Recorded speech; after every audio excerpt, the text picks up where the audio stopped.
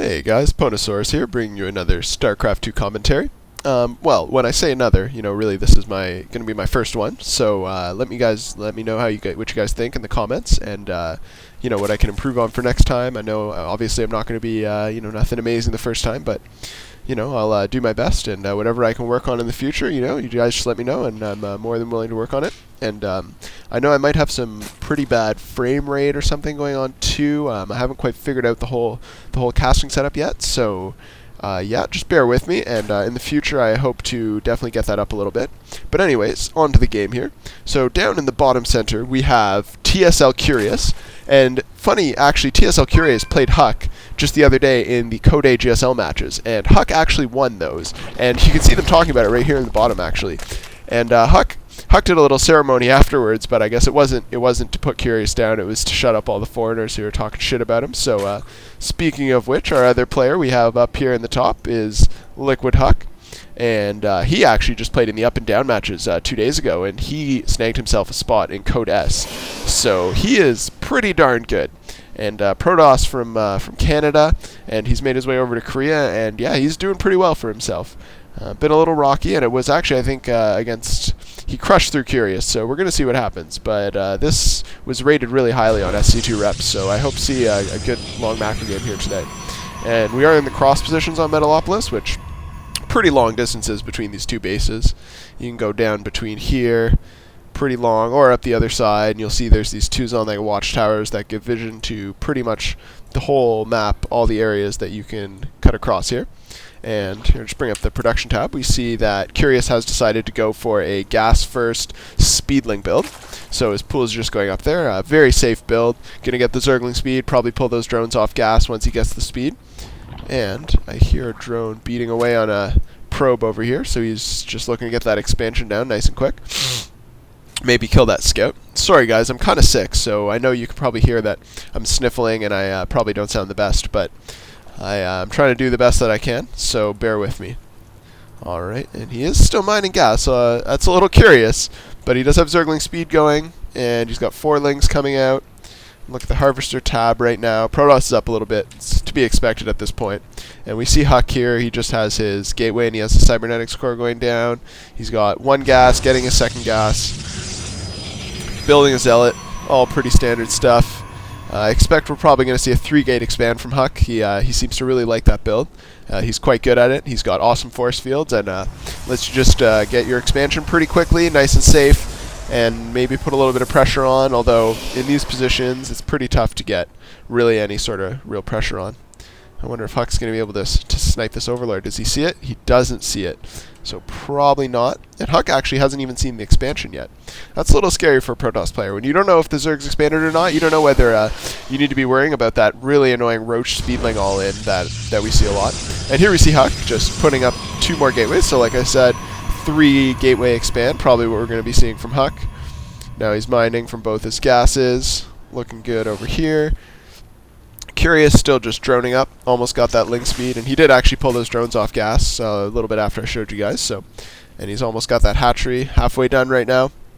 And here we have HuK producing a sentry, and this is, like I said, that 3 gateway expand. You get your sentries up, you got a nice pylon down here. If you want, you can build a forge right here. We might see HuK do that in a little bit after he gets the expansion down. You can see this probe just sitting here waiting to get that expansion down, chronoing out his warp gates. That's usually what you want. Pretty much right when warp gates are finishing, you get that nexus down, you get in a round of sentries, you feel nice and safe as a Protoss player. You're going to see him morph these in 1 second. Oh, there's a couple Zerglings coming up, just poking, doing a little scouting. He sees the nexus, that's what he really wants to see, and now you can see he's doing a big round of drones. And back home he's got a Roach Warren being up. Always a good thing to do as Zerg. Around 40 food, 35 food, 30 food, you get a Roach Warren just to be safe. Protoss can come at you with these scary pushes with sentries and zealots, and if you don't have that Roach Warren, you just die. So you gotta have that. It's a good idea. And as we see here, Curious, he's got a creep tumor down. So he's starting spreading that creep. That's really important, especially when you're in such far positions. You really got to get that creep out there so you can get some good vision and get some speed on your units. And here we see HuK pushing out a little bit, clearing out this Elnega watchtower. And he might try and just apply a little pressure, just try and stop Curious from droning up a little bit. And it's working, as we can see. getting a few Zerglings, getting some roaches out. The next is almost done. One more gateway and hallucination coming up for HuK. A few Zerglings just... Oh, and there we go. A couple Phoenixes going out to scout. HuK loves doing those double Phoenixes. And so... Oh, see those Zerglings looping around? Catch sight of that Phoenix. He's probably going to know that that's not a real Phoenix. And now, if you didn't before, now he certainly knows. And HuK seeing that Roach Warren, seeing the roaches, getting a good count on everything. So that's what you want to have. Got a few Zerglings just poking in here, seeing what they can do. I don't think they actually killed anything. And if we look over at the Resources tab here, we see that Curious is actually up by a few harvesters, quite a few. Not that many, but, you know, a good number. And HuK is still just sitting here on 4 gateways. He doesn't have any other tech going up, anything like that. So just trying to get the economy rolling right now. We can see he's actually taken all 4 gases. That's pretty quick, I think. So we're going to see we're definitely going to see some tech. And there it is, Robo Bay coming up. Another hallucinated Phoenix. HuK is just on top of his scouting. He's got to do that. You got to know what the counts are of all the numbers up at the front here. See how many roaches there are, how many Zerglings. See if they're trying to pressure you. And here we have Burrow coming up for STCurious, Roach Speed, an Evolution Chamber, probably going to start +1. And Evolution Chamber, another thing you just want to get. It's nice and safe.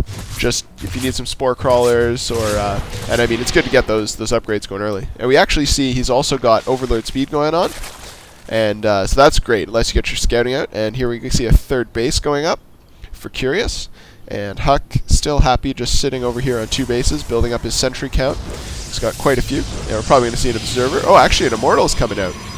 So HuK must be feeling a little bit of pressure. I guess he scouted with that Phoenix and he's a little afraid. I'm actually kind of surprised, because that's not a lot of roaches that he's got down here right now. I thought he would have definitely gone for the Observer, but I guess he's been getting pretty good scouting information with his Phoenixes, so maybe he felt he didn't need that.